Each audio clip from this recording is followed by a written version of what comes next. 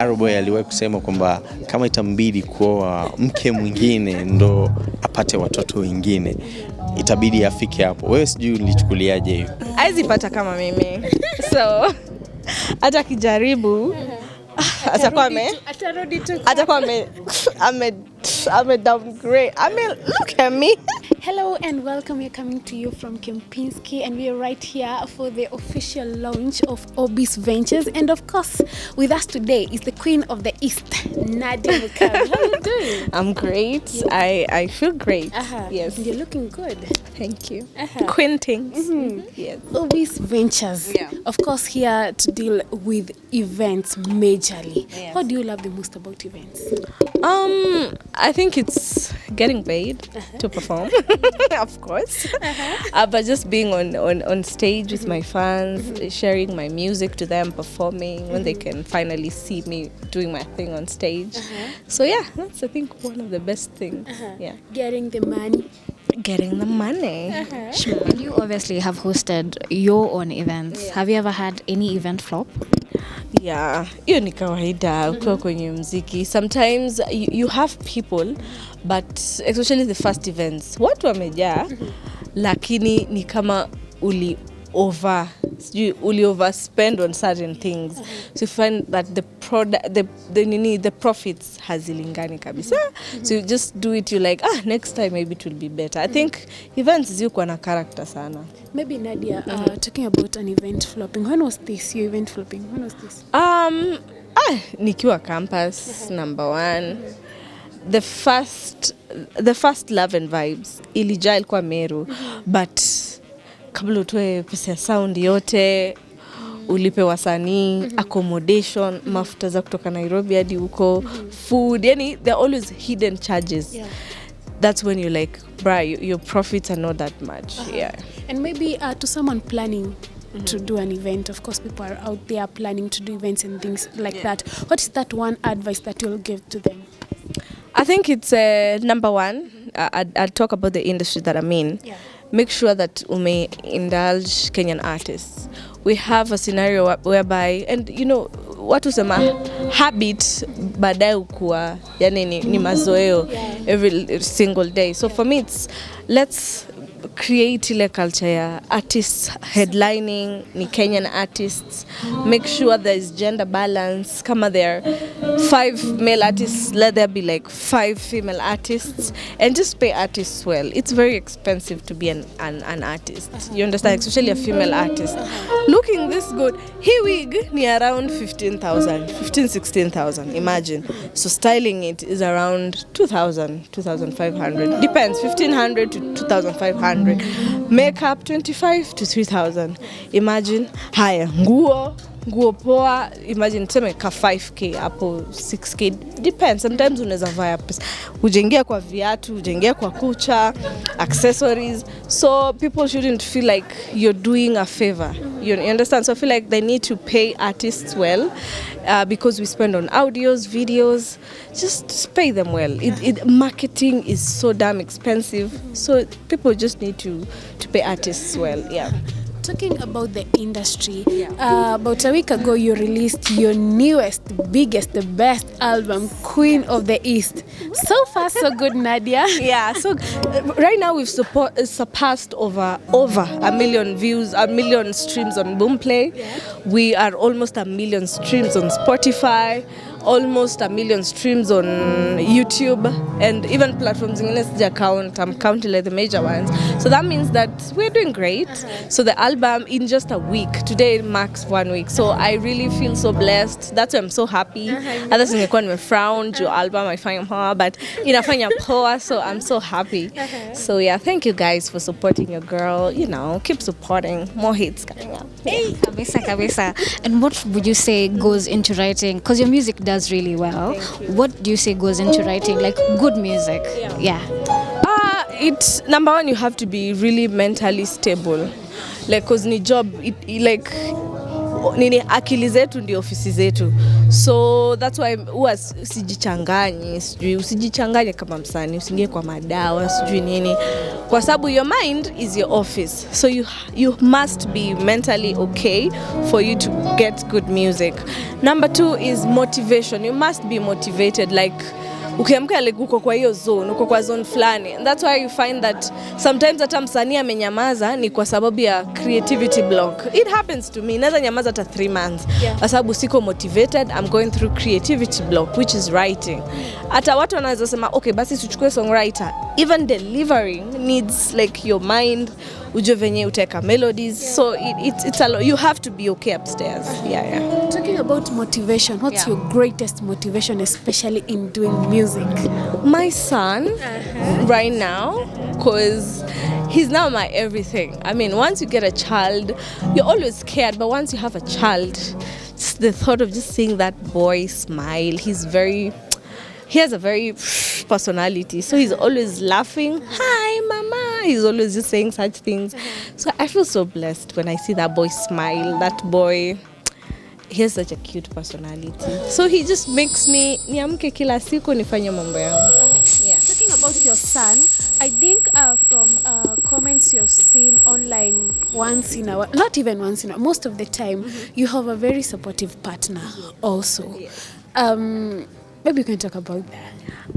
I think Ali, or rather Arrow Boy, he's such a good dad. One of the things that I did correct was choosing a good father for my child. That one I ticked, because I've mentioned it so many times in interviews. The number of times I'm like, should I go here for this tour, leaving my son behind? He's like, wenda bora ni kuna mtu tu around, hata sometimes kama hayuko around, but just someone tu kukuambia you can do this is just enough, especially when you're leaving your child. Ni ngumu, but him just yani hakuna siku mtoto wangu na feel like amenisahau like ni kama siko, no, anakuwa supportive, like, but once I get that time ya kuspend na mtoi, sasa ni time yetu. Kama sasa anaenda shule, I make sure that mimi ndio nimeamka na mtayarisha asubuhi, na make sure ameingia kwa school van, and it's so beautiful. So he's really been instrumental in just picking up, like, after being a mother, after having Kai. Yeah. And just speaking of social media and just seeing what is happening and you being there by necessity, by the way, have you ever been body shamed? So many times. The time I had my baby, may gain weight. Kuna times when I'm ovulating, na furanga na bloat tumbo sana. So sometimes mtu anaona Nadia unapata mtoto mwingine, but in real case huwezi anza kuexplain kwa kila mtu I'm ovulating. So me when I ovulate, I bloat. Yaani unaweza dhani kitambi yangu ni kama I really bloat. So najuanga, and sometimes you must make appearances. Sometimes bloating inaweza anza tu kama ushava outfit kwa event utadu. So I think people should really cut women some slack. Our bodies go through a lot. Kuna times na cramp. Hadi ukiona mood yangu unaweza sema maybe niko na mood swings ama mimi si msempoa, but my cramps, nasikia nikaa naweza anguka. Like sometimes I even take a day off. I can even cancel something because I'm in so much pain. So yeah, people have called me fat, nini. This body litwa mtoi, imagine. So mimi nianze kukaa hapo, nianze kubishana nayo. That's why I picked up where I left once I had my baby and kept going like how ni kama sija have mtoi. So mnaongea hainihusu. Me, I know I'm what like the things after CS tena, it's hard to even lose like 40 like that. It's hard to even go to the gym like that. Yeah, you understand. So for me it was like mimi najipenda. Talking about that, juzi too we have seen what happened, and there was uproar online because one bishop talked something about Pretty Vision, although they solved it. But now the fact remains, tuambiane tu kweli, hiyo kitu haijatoka kwa akili yetu. We all know what he said. What would you tell people out there? I feel like I have an opinion. but it will be perceived the wrong way. So let me just keep that opinion to myself. Yeah, but washa solve imeisha. Yeah. What will you tell maybe Pretty Visha at this point? I don't want to discuss this story because I avoid issues like that. Size, mwili, sijui amesema. So it's like kama mnasameana imetosha. Yeah, na kwa yule mwingine usitusi mwenzako, hakuna mtu amejiumba, hakuna mtu aliandikia Mwenyezi Mungu barua akamwambia naomba unilete, sisi wote tulijipata hapa. Mimi ni mfupi, watu wameniita mimi ni mfupi sana. Lakini my personality is up there.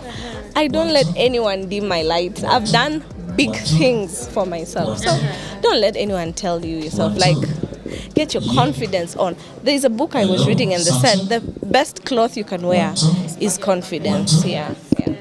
And by the way, how does Arrow support you through, you know, those cramps, those everything that you go on body-wise, and even after having your baby? At first, you never used to get it. Because hailewi. Like, mtu hata anaweza dhani unajifanya.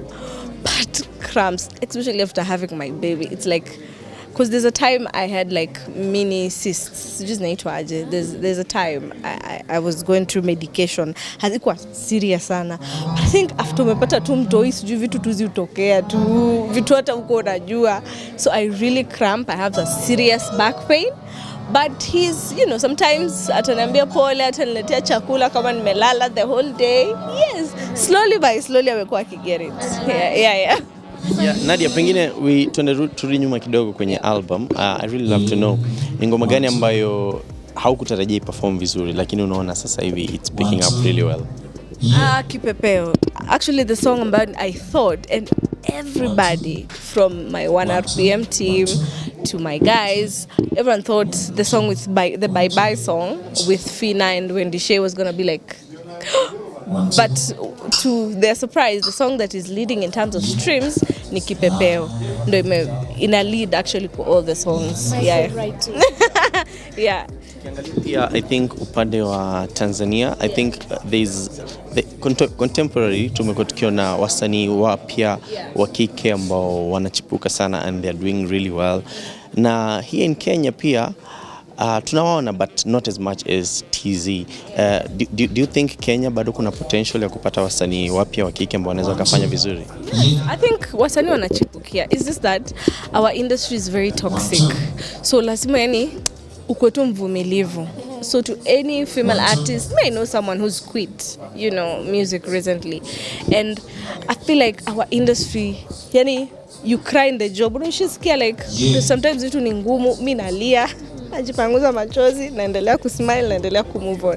So I feel like our industry is very toxic. So you really have to get some barrier, your shock barrier, na ukwe tu patient. Nimeambiwa no hadi hizo no sahi. Mtu akiniambia no, siwezi hata niko tu okay, thank you, I'll try next time. So kitambo no unalia.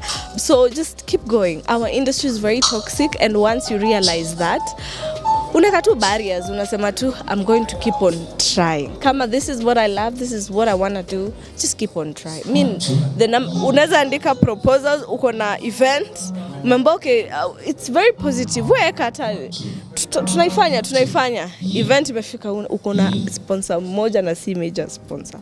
Ama you have a music video, haujamaliza, like budgets has a line, you understand, like so keep on fighting. Yeah. I think a few years back when we saw Gengeton come in, we saw big artists wakitokea na kusupport hawa wasanii, but on urban tone hatujaona kwa sana.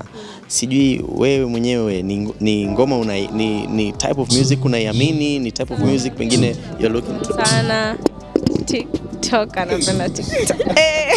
Yeah, like I think one of sijui ya Diana Codes, si hiyo ngoma ni kali. Like I think nimekuwa fan especially wa dem kama Diana Codes for a long time akimba some R&B, you understand, like I think wakadinali ndo wamempush sana kwa game, like sai after the collab with AJ anafanya poa. So I think behind the scenes napenda, and I think kila mtu tu ako na audience yake, whatever works for you. I would never say ati mziki fulani sijui if you don't like, it's just that it does not appeal to you. I always say, never say you don't like a certain type of music. Just say, I'm not the target audience. So for me, being an artist, I have to listen to everything. I have to see what's popping and support my sisters. If she wants my support, if you want to launch album, I can launch, call me. Yes. Kuna story moja ya blogs ambapo Aroboy aliwahi kusema kwamba kama itambidi kuoa mke mwingine ndo apate watoto wengine, itabidi afike hapo. Wewe sijui ulichukuliaje hiyo? Number 1, haizi pata kama mimi. So hata kijaribu atakuwa ame downgrade. I mean, look at me. Atatoa wapi kama mimi? You understand, like I'm a full package, baby. So watani grill anyway, but nikupa kujiamini. I think haizi tu pata kama mimi. Anaweza jaribu, but you okay with him trying? He can't. Haizi pata kama mimi. Haizi. You could try. Hawezi. Jua kileta mtu mwingine, of course I'll just leave. You know, me I'm like, kama mtu anitaki me, I'll just walk away. I'm so good, like I'm so good at that. But so like haizi pata kama mimi. Weya. Swali la mwisho. I mean, tumeona juzi kumekuwa na miongoni mwa post ambayo ilitrend sana, ilikuwa ni ya Flacco baada ya kuandika kwamba huu mwaka ni kama wa breakup sana. Wewe sijui una maoni yapi kuhusu breakups ambazo zinaendelea sasa? Nasema just let's give couples grace. You understand? I feel like kwa sababu tu uko kwa limelight na uko in a relationship, haimaanishi that it's perfect. Like mtu unasema it's the same thing. Hata wewe. Kila mtu kuna time kina kuramba, unakaa unajuza, is this the right person? But relationships are like that. Na mimi nasemaga hakuna mtu perfect. Mimi mwenyewe hata in my own relationship I'm not perfect. My partner is not perfect. So you just need to give each other grace. Unless it's violent or there is cheating or to like somebody chafu. But let's just give each other grace, to pay watu time and to work through or just get through stuff, and just pray against the spirit of separation, divorce. And if it happens, we just pray for them. They do it cordially, because just because you're famous haimaanishi ati relationship yako itakuwa perfect. Kama tu watu wa kawaida wana break up every single day, so let's just give them grace. Yeah. A final question from me, talking about maybe couples who have had their life on social media. What is that one? Because we have had this debate online. Mambo na mapenzi, watoto, familia, usiweke kwenye mitandao, vitu kama hizo. What is that one advice you'll give couples who have their life out there on social media? Just like I said previously, let's give couples grace. Like for as much as kila mtu unajua watu wako tofauti. Kuna watu wenye hiyo ndo mboka yao, hiyo ndo type of hustle yao. So tuseme ati mtu afai kufanya. Mimi si gatekeeper. You do whatever works for you. But kama kuna kitu yenye ina involve mtoto, just know how to work around it. Na you know, kila siku, take one day at a time. Yeah. Thank you so much, Nadia. Thank you. Nimeongea sana wapi man? Thank you.